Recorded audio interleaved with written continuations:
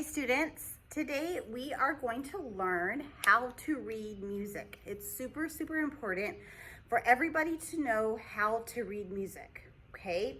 So I'm gonna show you all of the ins and outs of reading music and also some tricks so you can remember the notes of the staff, okay? In music, musicians read music off of a staff, which is a series of 5 lines and 4 spaces, okay? So here are the lines, okay? And then these are the spaces.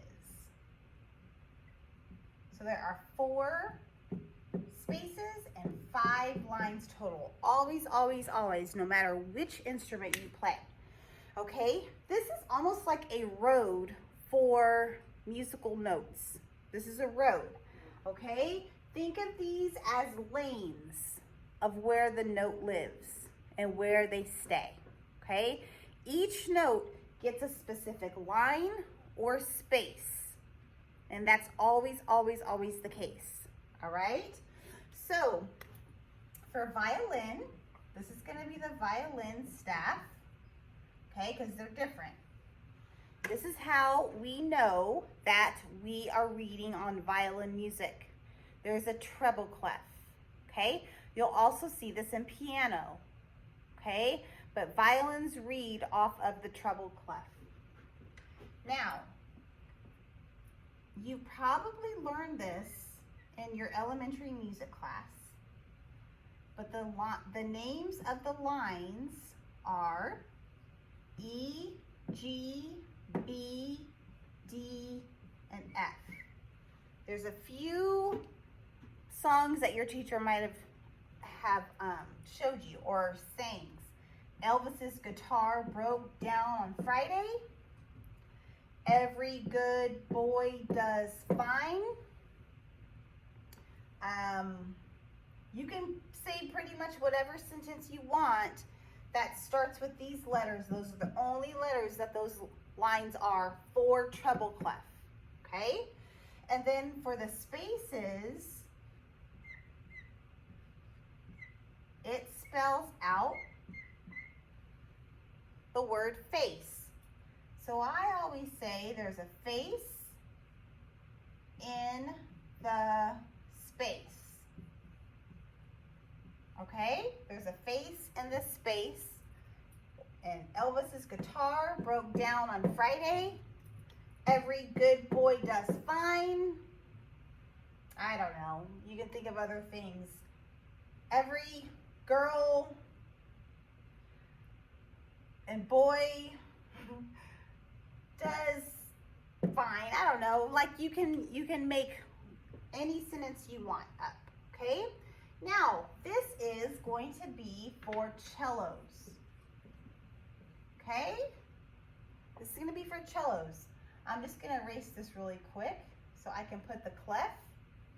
Cellos read off of a bass clef.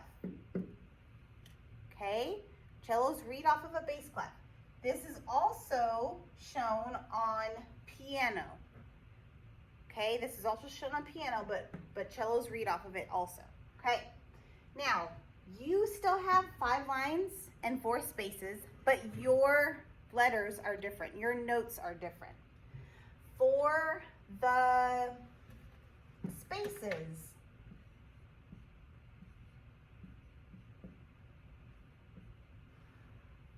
spaces, it's A, C, E, G. All cars eat gas. All cows eat grass. Whatever you want to put, okay? And then for the lines,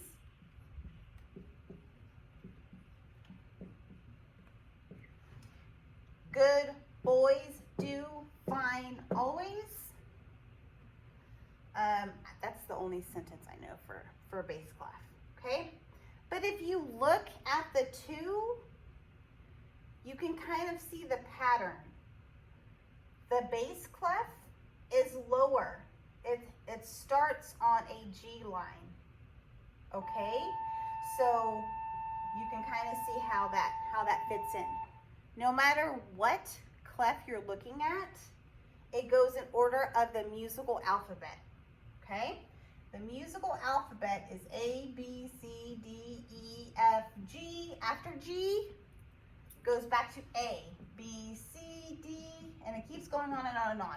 It doesn't go to H, I, J, K, okay?